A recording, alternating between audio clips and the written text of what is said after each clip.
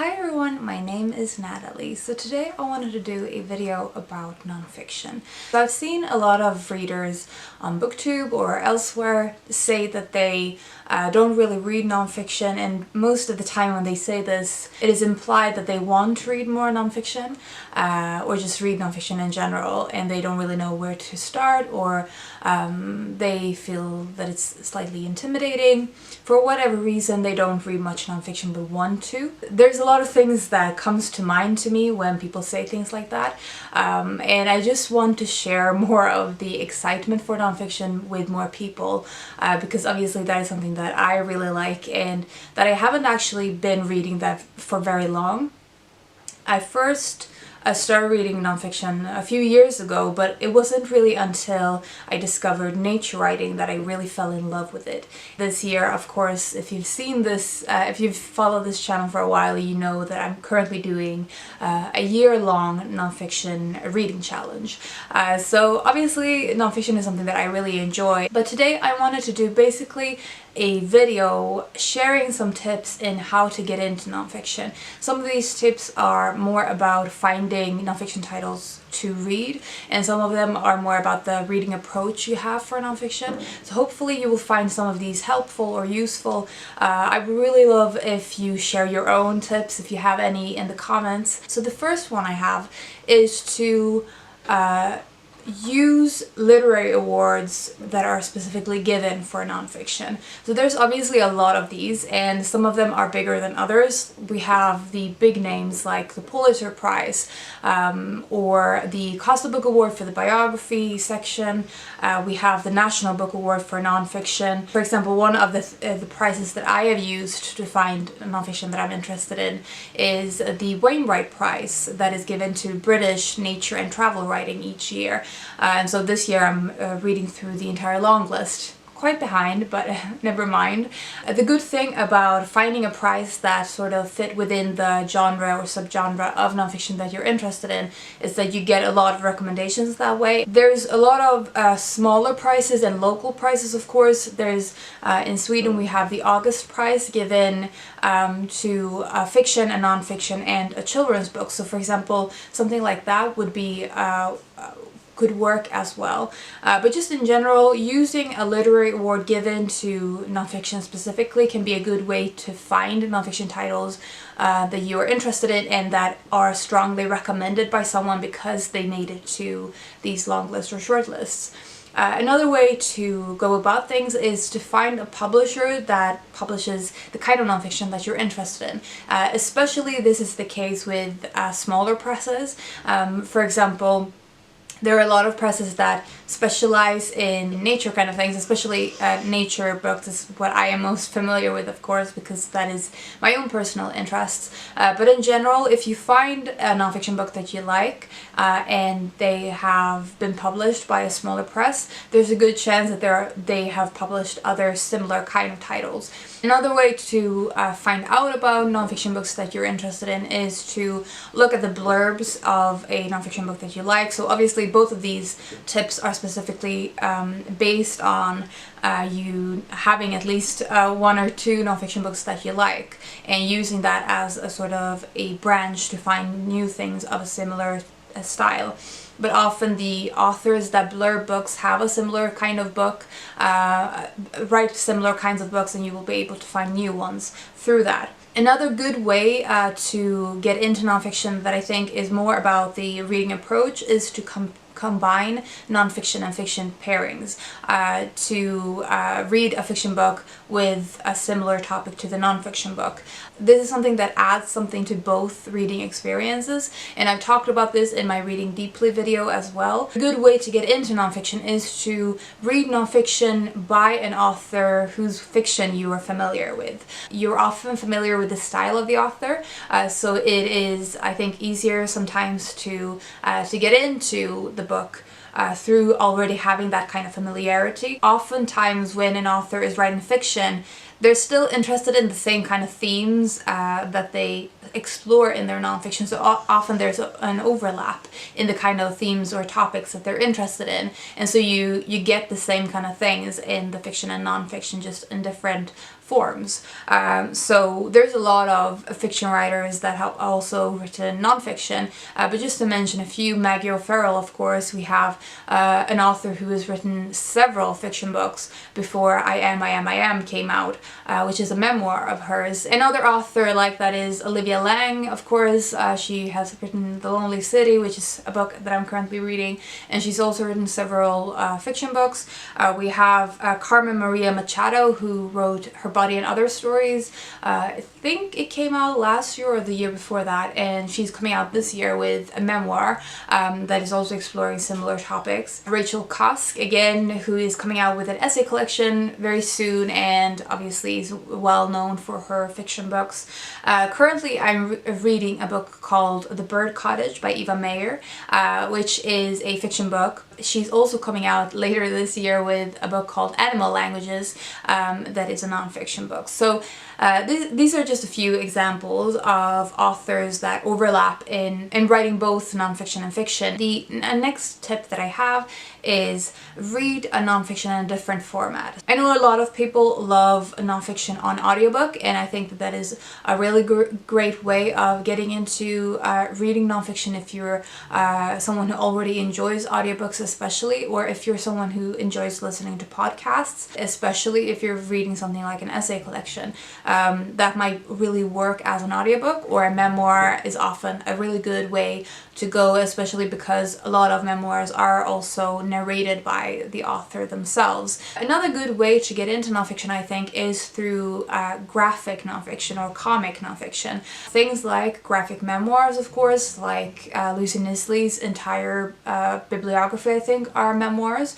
We have the March series that is about the civil rights movement, that is a graphic nonfiction. A recent release that is called Blues for Lady Day, which is a graphic biography about Billie Holiday.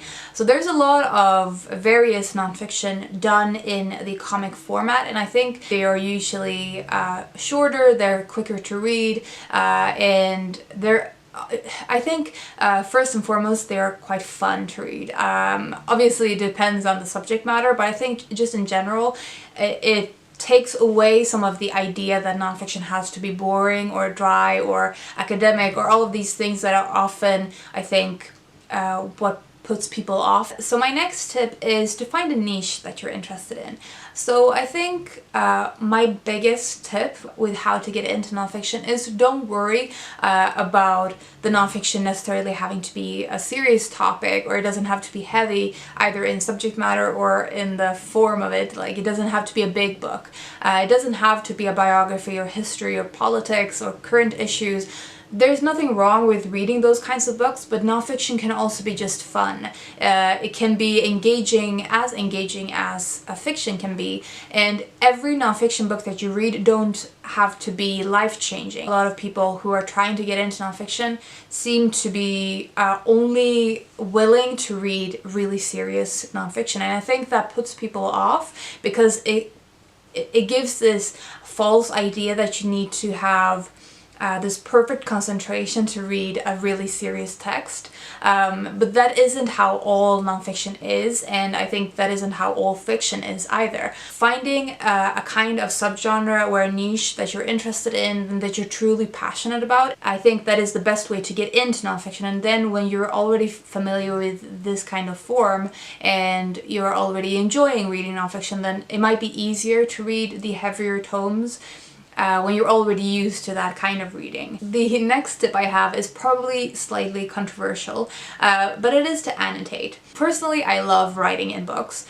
I think with any kind of book really, but especially with nonfiction, it just helps me to engage with the text and to feel like I'm part of it in a way. But also I think a lot of the time when I've heard people talk about nonfiction, they say things like they can't remember everything that they've read in a nonfiction book, and I don't think that you need to remember everything that you read in a nonfiction book. I don't think that you need to remember everything in order to make the reading experience worthwhile. You might not remember everything immediately, and that's natural. But then maybe eventually you will remember just a spark of that thing that you read, and that will connect with something in your real life or something in the next thing you read, and then eventually it builds a kind of network of information that is actually growing, even though you don't necessarily realize it as immediately. So you don't need to remember everything from one book. But if you are struggling to feel like you don't take in all of the information in a book, that you don't that nothing sticks, then I think it is easier to remember if you are annotating, or at least it's easier to give the kind of the impression that you're remembering things. It doesn't really matter how you annotate books. Of course, you can do this in various different ways, like underlining things, writing things in the margins. You can put stickers in the book if you don't want to write in them. You can write things in a different notebook. One of the things that I often do with library books is to take a photograph of them. The next tip I have is that fact sometimes is stranger than fiction. So read a nonfiction book that is kind of bonkers. Read something that feels so weird and out there that it couldn't possibly be true, but yet it is. I think this is a really good way if you are someone who is unused to reading nonfiction, and especially if you do have these kind of ideas of nonfiction as being dry or being boring. Just reading a super engaging story can be the ticket into reading nonfiction. So one of the examples that I wanted to give is Mary Shelley. She had an amazing and really dramatic life. If you are at all familiar with Mary Shelley, you probably know what I mean.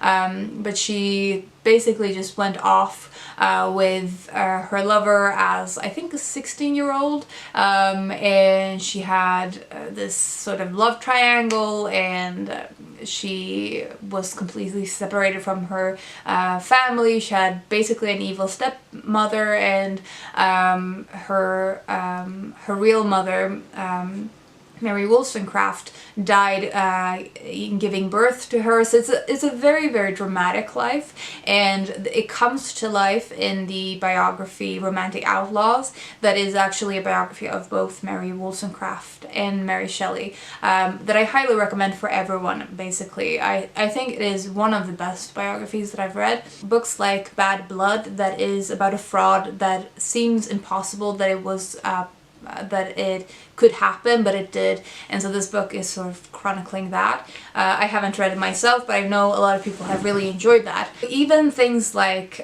Therese O'Neill's Unmentionable, that is the dirtier side of the Victorian era, it could be a fun way to read a nonfiction that is fact is stranger than fiction. If you think that the Victorian era is all flowery and wonderful and romantic stories, then you will probably be aghast at this book. It's definitely worthwhile. So those were all of the tips that I had. I will link several nonfiction related videos that I've done in the past, especially the ones where I recommend nonfiction books. Ultimately, I wanted to say that nonfiction isn't that different from fiction, and I think engaging writing, interesting characters to follow, and stories that maybe teach me a thing or two, I think those are things that I am looking for both in fiction and nonfiction, and nonfiction should still be able to provide you with those things, just in a different way. So I really hope that these tips were helpful for some of you, but as I said previously, do feel free to share other tips that you have come across or that you have used as a way to get into nonfiction. And I hope that you are having a wonderful day, and I will talk to you soon.